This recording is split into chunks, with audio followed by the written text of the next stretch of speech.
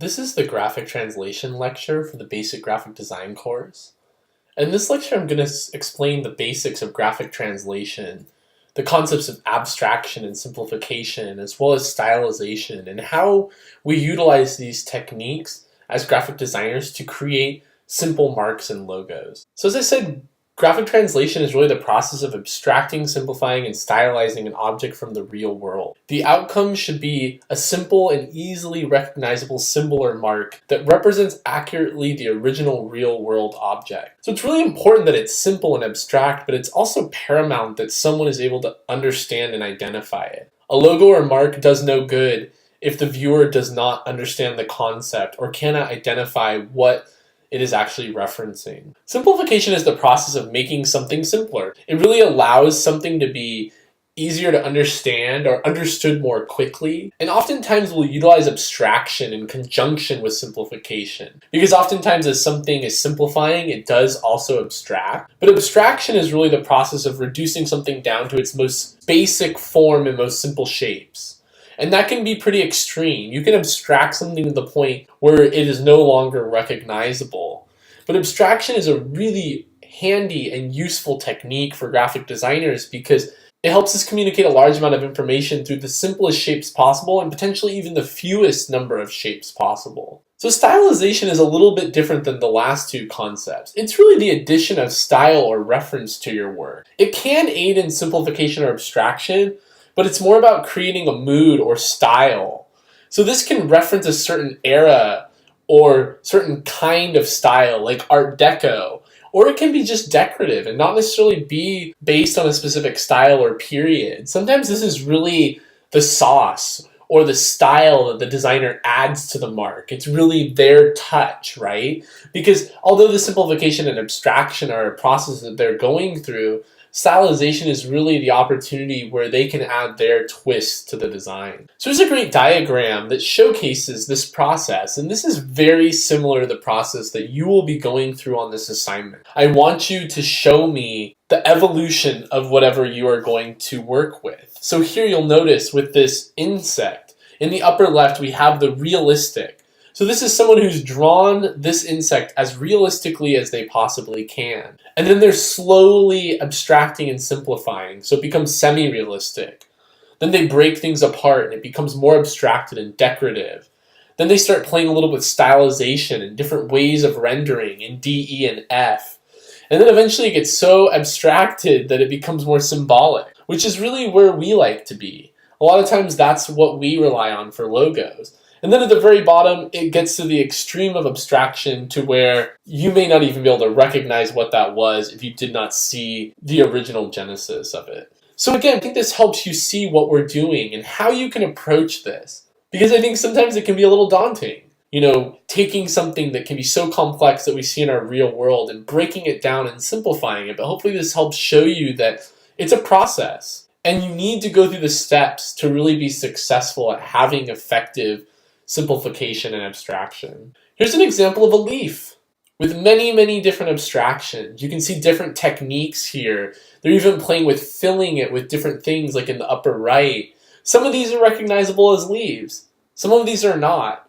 So they're definitely showing the different extremes of abstraction, where sometimes it can be very simple, easy to understand and identify, but other times it can go beyond that and become something that's difficult to understand, and it's not recognizable any longer. Here's another progression where you see this photograph of the eye, and then in the second image we actually have what we call a threshold image. This is something I'll show you how to do in Photoshop, but it can help us see dark and light in an image. It can help us as we look at rendering it. And you'll see one step further where they're actually stylizing now and simplifying and abstracting this eye. This is actually an Egyptian hieroglyphic, but I mean really a hieroglyphic is just a simple mark, right? Although it was a language for the Egyptians, it's still pictographic, so it's really based on the same concepts that we're dealing with here. And then you have the I, which is more of a rubus, right? It's not actually an eye, but it is an eye, so it's playing on this synonym. Then we have even more abstract. So we have something that's gone to very, very simple shapes. And then we have more stylization put on it. They're incorporating this, almost this S, or this interlocking spiral look to that eye on the bottom left. And then we play with adding meaning, which is something you're going to explore with this wave eye, where the pupil is actually kind of becoming a wave. So they're looking at combining meaning, multiple things together. And the last option is just type as image. So they've played with actually using the typography to create an image of an eye. Here's again another example similar to the eye that we just looked at, but this barn or this house, and then you can see this progression and the simplification. It's interesting how if you look at the far left solid black example, that's your very typical house that we would draw. It's almost pictographic. It's something that you might see on a sign indicating lodging. But then most of the other ones abstract it so far that it's not even recognizable as a building. So something you want to be careful of as you're working on this project. Here's faces that have been abstracted. Faces are interesting because we tend to look for faces in everything. Have you ever noticed how you'll see faces in cars or objects? You know, when we see two round shapes with a horizontal shape nearby, we tend to kind of associate them with the human face. So it's a powerful one. So sometimes if it's an image that is really ingrained in our minds, it can be easier to identify. So you might consider this as you're selecting your choice of subject for this assignment. If you choose something very obscure that no one knows about, it's going to be probably very hard to get someone to correctly identify whatever that is. So I'm going to show some examples again here using an owl. So this is really how you'll start this assignment. You'll select what you want to work with, and you'll photograph that object or that creature or whatever it is that you want to work with. And I want you to really consider the angles that you choose. You know, make sure you choose something that's going to be easy to work with. You want to have an angle that's iconic, that is really going to show the object or the thing or the creature in its best light. And then you'll see here on the left, this is where I really want you to start. This is someone who has really tried to realistically draw this owl. And then the right is really where I want you to end up with your final sketches. That's a full stylization and abstraction. So there's lots of things in the middle, which I've showed you with some of these other examples, but that's really where I want you to go. And then we'll push into the computer and work on vectorizing and representing your object in the computer. And there's a lot of ways to go about this. Here are examples of more stylization, simplifications. Interesting how you can have just simple form and shape, but it still feels and references an owl. Here we have many, many digital permutations of this. Different examples of stylization, abstraction, interesting plays of enlarging these eyes, enlarging heads, adding lines, showcasing the wings or reducing the wings. But again, it's interesting how you can take an owl and have it be shown in so many different ways. Even these ones where they just show the head or the eyes, they're still able to really articulate and allow you to identify that what we're looking at is an owl. Here's some others that are just almost to the edge of abstraction. They're using such simple shapes that they're still identifiable, but if we pushed much further, they probably would not be able to be identified as an owl. So great logos also have many layers of meaning. They will allude to the service or the business they represent without words. So they'll tell you something about what the company does without you even knowing what the company is, what their name is, before you even walk into their store or go to their website. And so as you work through this assignment, I'll be also asking you to explore adding more meaning to your sketches. So this can come from research that you do on the object that you've selected, or it can come from an arbitrary decision you make. Maybe you decide that you want to explore incorporating records or keys or something to the mark that you're creating. Maybe you have an idea about what you'd like to apply it to. Maybe it feels like a clothing brand and you want to try to incorporate something with that. Or maybe it feels more like a hair product company and you want to somehow incorporate some meaning that is associated with that industry. So there's some different techniques that will help aid you in this process. So here's some different examples of owl logos that have some increased meaning. This upper left with the key, the owl just having this key tells us that there's something to this, right? Maybe it's about knowledge. Maybe it's about opening doors. Maybe it's about wealth. Or the one on the right, the way that this negative space creates a heart. So the owl is exuding love, right? Or this one at the bottom where they've replaced the body of the owl with this book. So obviously this is about books and owls in some way.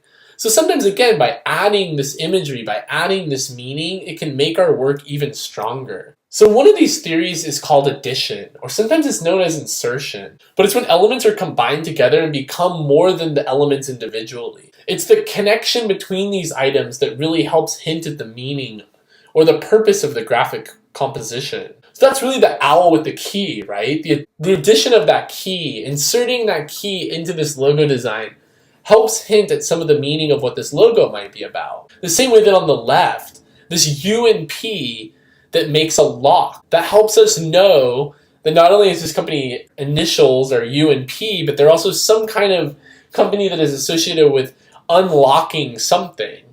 Or on the right, in the way that this triangle is added to the bottom, and it creates this illusion of a pencil. The one on the right is an interlocking of letter forms for a book company called Morgan Road Books. And there's the addition of these rectangular forms in the middle where they weave together that hints at a street. It hints at like a brick road of some kind, so it's alluding to the name of their company. Substitution is similar to addition in that something is being added, but in this case, something is being used in the place of something else. And again, it's the connection or the insertion of where this substitution happens that helps us understand the meaning behind it. So this is like the owl in the book. Subtracting or pulling out his body and replacing it with this book helps us see the owl, but also helps us know that it's about owls and books. Same with this shelter example. There's a character substitution here where the H has been removed and this other H has been added in that hints at a very iconic home shape. Or in this icon in the middle, this North Sound Yacht Club, where the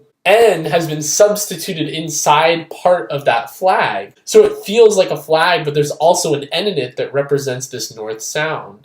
And then another character substitution on the far right with this almost heating conduit looking character that is injected where that E would be. We can still read the oven, but that inclusion helps us understand that there's something else that's going on with this company. Omission, which is sometimes known as subtraction or missing link, is really the opposite of addition. It's where something's removed to create more meaning. Because sometimes removing something will make the viewer think about what's missing and fixate on the importance of the missing piece.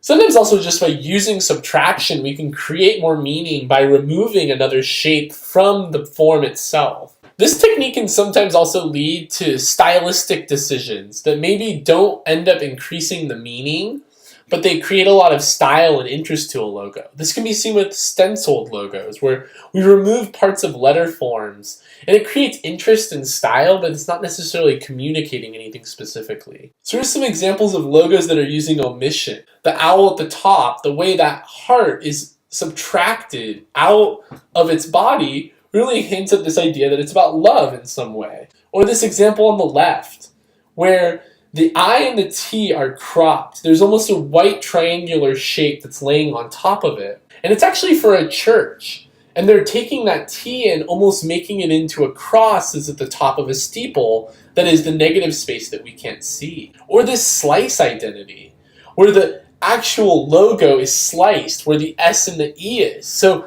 that omission of those pieces of type are actually hinting that this is a company that makes cutting tools and utensils. Or an interesting positive-negative play on the far right, where this lightning bolt is created by removing some of the information in the O and the R. So that omission of those shapes creates this lightning bolt that helps strengthen the meaning of this storm foundry. So another thing you're probably realizing is that there is a lot of overlap between these different techniques. And that's okay. It's just important to remember that they're all interconnected. And sometimes multiple of them are working at once. And you may sometimes have to split hairs and decide, is this really substitution or is this really addition? Even though both might be at play at the same time. So for one example on the left, this unlocking potential, you could probably make an argument that the U could be a lock shape and the top of the lock is the P. So the P is being substituted for that top portion of the lock. Or in the North Sound logo, where it's really the removal of these two triangular shapes that are creating the counterforms of the N. It's those two missing shapes that could be technically looked at as omission or subtraction that are creating the N. Although I would argue that it's more of a substitution, you could argue that it's the omission of those forms that really is creating the meaning of that N. In the same way that in the storm foundry, I use this as an example of omission, but you could also make an argument that that lightning bolt is actually being added. It's an insertion into the logo that's creating the meaning. So again, this is gray area, and I want to really make sure you understand that this isn't black and white, but it's definitely important to understand these concepts and how they work together and interlock. So for this assignment, you're really going to start by selecting an object, and you're going to work to abstract and reveal its meaning. So you want to begin with a photograph of the object, and then explore its shape. I want you to play with using the threshold and posterize functions in Photoshop to help inform you about what this should look like. So once you have the photograph you want to work with, and then enough source material through the threshold and posterize exercises, I want you to use tracing tissue and then pencils and markers to try and start drawing this object. So remember, I want to see a minimum of 3 different levels, and that first level should be as photorealistic as you can. Start by tracing the object directly, and then slowly look at how you can remove and simplify. So that's what I want to see in levels 2 and 3. I want to see a simplification of this object. Be sure to keep all of your steps too, because everything will be submitted in one final PDF. This assignment is not just about the final mark. It's also about showing the process of how you got to that solution. So after you've really simplified and explored abstraction, I want you to start exploring stylization. So challenge yourself to try different line styles. Try it solid, try it outline, try filling it with texture. I want to see different techniques that change the design of this icon. And at this phase, I also want you to explore utilizing omission, substitution, and insertion. So again, you can do some research on the object you've selected, and maybe that will help you figure out what kind of meaning or other object or concept you want to interject into your icon. But you can also apply arbitrary meaning if you want. You can decide that it's for a record company or a clothing brand, but be smart about what you choose. Make sure it's things that make sense that they go together. And then we're going to post your sketches to discussion, and we're going to discuss them and ultimately decide what sketch you should pursue. And then you'll work in Illustrator to execute the sketch using the pen tool and shape tools. As always, there are software tutorials that will walk you through both creating the source material for this project, but then also the process of using the pen tool to create your final icon in Illustrator. I will not accept live trace or image traced files. So it's really important that you create very clean and effective line work with the pen tool. Here's an example of a student I had who used a small skull for her source image. She had the skull itself. Here she was exploring sketching it from different angles. You can tell that some of these are very realistic, and she's tracing or drawing them exactly. And then she's also exploring here with some simplification and abstraction, and maybe even some stylization on the left. Here's another student and her entire project that she turned into me. So she worked with a llama. So you can see the image in the upper left, and then you can see her source material. So the threshold and the posterized exercises there, and then some of her sketching, and then ultimately the digital samples that she tried, and then on the far right, her final icon that she ended up going with. So hopefully that helps you see a little bit of what's required in this assignment and what you'll be turning into me. And again, remember there's video tutorials for the technical software component, and there's assignment sheets that will help explain this in greater detail. And if you have any questions at all, do not hesitate to email your instructor.